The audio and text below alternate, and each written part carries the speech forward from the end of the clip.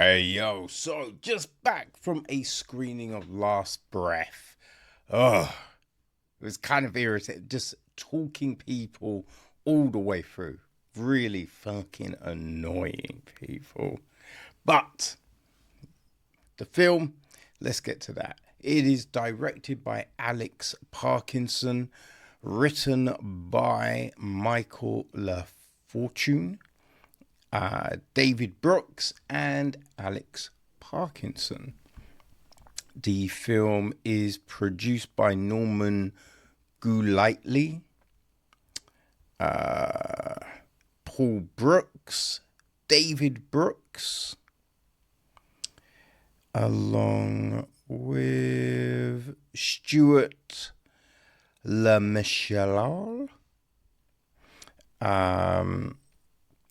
Anna Moa Pitish, Al Morrow, Paul Parker, Jeremy Plaga, and Hal Sadoff. It's executive produced by Jared Underwood, Andrew C. Robinson, Gary Raskin, Johnny Percy, Alex Parkinson, Paul Marcicio, Danny Mandel, Michael LaFortune, Daryl Katz, Chloe Katz, Richard da Costa, Dan Clifton, Alistair Burlingham. It is associate produced by Angus Lamont,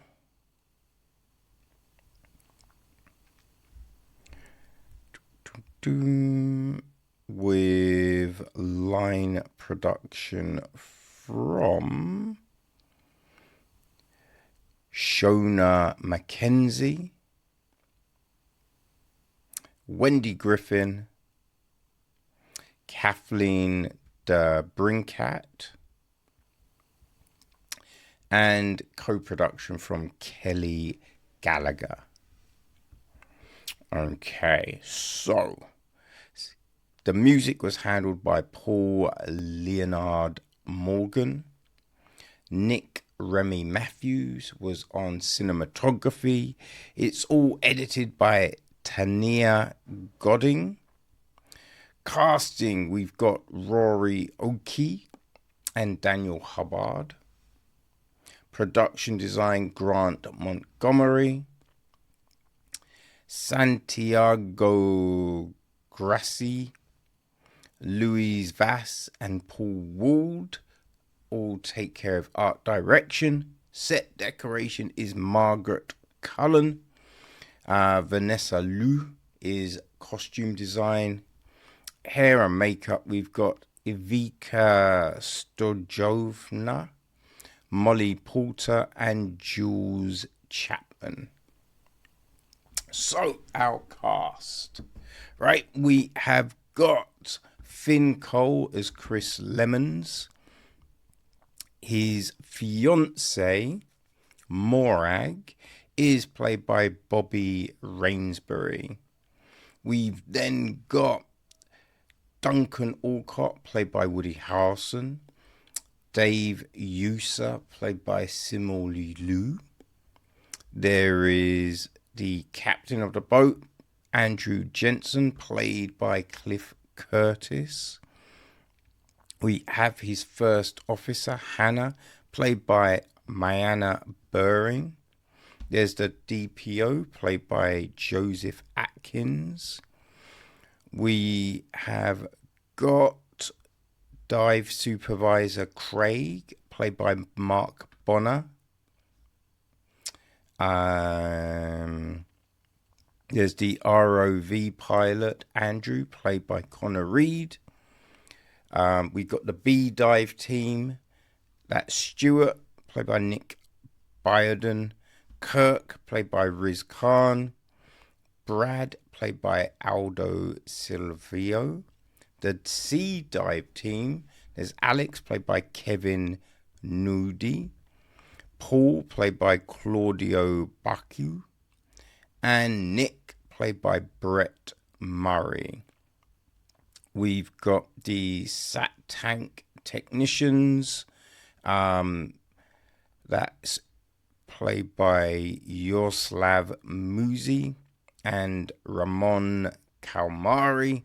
And then there's June, played by Mohammed Armini bin Arfin.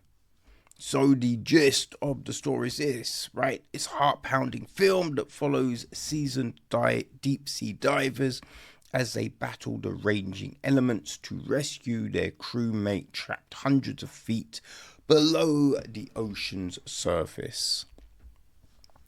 So yeah, that is the film. Now, it is actually based on a documentary of the same name. It came out in 2019. And, right, it's directed by Alex Parkinson, right? Now, he co-directed that with Richard da Costa. But yeah, he went from that to directing the actual, narrative feature of the same incident. So yes,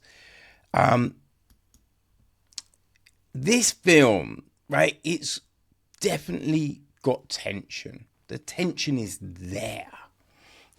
There's a lot of irritating, mood music. A lot of it didn't need to be there. Some of it, it's perfect. It works where it is kind of beneficial, I think there's some scenes where they could have used things like maybe the heartbeat or breath, which would have really amped things up rather than just use fucking music. But hey, it is what it is, and that might just be my opinion, right?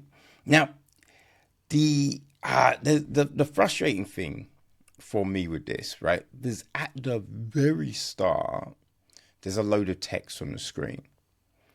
And obviously it's white text, no solid background behind it. So you're losing it on the sky and things like that. But I can't see that anyway. And from what I've ascertained, right, from other things online, a lot of that is information about the job these divers do. And that's that probably was the missing link, right? Because, as I said, there's tension, but I'm thinking, well, what are they actually doing? Right? Why are they diving? What's the whole thing? Obviously, they're diving to fix something, but why? What's the job? What's the, you know what I mean? I didn't really, but that, all of that information is essentially in the stupid fucking text at the start of the film, which all of that, like a lot of that could have been relayed in a conversation between Chris and Morag, right? Because obviously she's worried, any spouse would be worried that their partner is, in a situation that anything could happen, right? Like whether it's going up into space, going into the sea, going into fire, like any sort of job like this, people are going to be worried. So, that would have been a perfect opportunity to relay a lot of this information. She could be like, I saw something, and it said that this is a pair, so many divers lose their life or something like that. And he's like, look, no, We just look after this. This is why we died. Blah, blah, blah, blah. You get all the information, right? Or just have someone narrate it, for fuck's sake, right? You could have had Woody Harrelson's character narrate it, Mark Bonnar's character narrate, you know what I mean? Just someone give this info. But yeah, so for me, watching this film, as I say, load of tension, but not really connection to any of the characters because we don't really know them, right? I mean, all we know is Chris and Morag are planning to get married. They bought some land. We don't really know what exactly they're building. I think there's some plans, but obviously I can't see what the fuck the plans are for. So they're building something. I'm assuming a house, right? But yeah, that's all we know, right? That's all we know. I think they've been together 3 years, you know? But yeah, we don't really know a lot else about Dave, right? They've just got Dave as a brooding type. Doesn't really say a lot. And then there's, Duncan, who's friendly. You know, he's the older diver. So he's kind of like the father figure. So that's basically it. Right? That's basically it. So it's kind of like, obviously you're like, oh man, this sucks, right? I hope you know Chris survives and all of this. Yes, you obviously you have that, but there's nothing else. You know, there's certain films which you watch and you're just like, fuck, and you're really sucked in, and this is kind of on the peripheral basis. And that's a bit of a shame, right? I feel that's a bit of a shame. You know, Chris is probably the weakest link out of the majority of the characters. It's not necessarily Finn Cole's fault, right? It's just the script isn't really... It's not giving you a lot. Right? It's not giving the characters a lot to play with, you know, to really, you know, breathe air. Yeah, breathe air into these people, you know. At the end of the film, it's interesting because we do get some actual footage of all of these people, right? So we see what Chris actually looks like. Looks like he's slightly older than Finn Cole, right? Yeah, Dave. We got Dave, who, yeah, not Simu Liu. You know, yeah, not him, right? Yeah, he's not Chinese.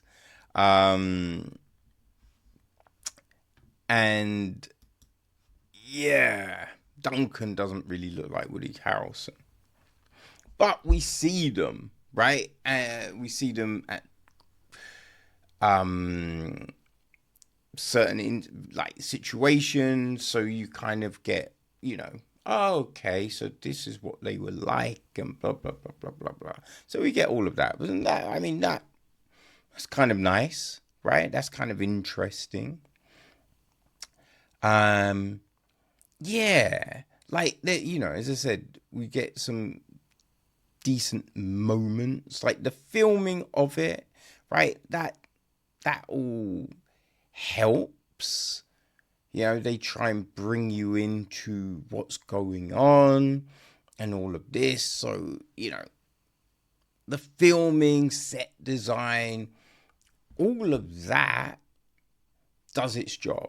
Right? All of that helps tell this story.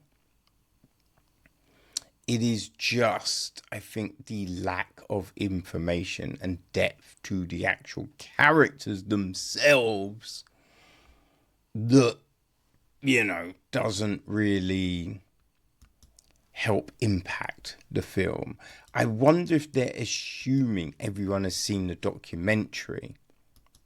I do believe I have seen the documentary, but I mean, it came out in 2019, right? So that's a long, that feels like so long ago, Like the incident itself supposedly happened in 2012. But yeah, so I wonder if they're thinking, well, everyone's probably seen the doc, so we don't have to necessarily, lay certain things out.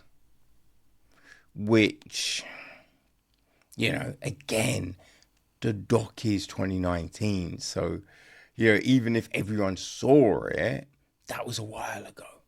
So some little, information that would spark the memory probably would have been a good look, But it's one of them films which it's interesting. There's things that you go, oh, I didn't know that. Okay, that's interesting. So it lays some things out and all of that, which is like, cool. But yeah, it's. I think because we had that. Well, there's been a couple of films. I think there was like Everest, right, about the disaster there, and then there was the one Netflix had about the plane crash. I think it was the Argentine football team, something like that, right? And they were interesting, but just kind of it felt like there was that little bit missing. So I think that's probably the closest parallel I can think of. So I guess if you enjoy those, then maybe The Last Breath is going to work for you. It is in the cinemas in the UK. Stateside, it came out in February. So I think it's already hitting streamers for our US brethren. So if you're across the pond, you can watch it online. If you are in the UK, you can go to the cinema to enjoy it. But that, people, is Last Breath.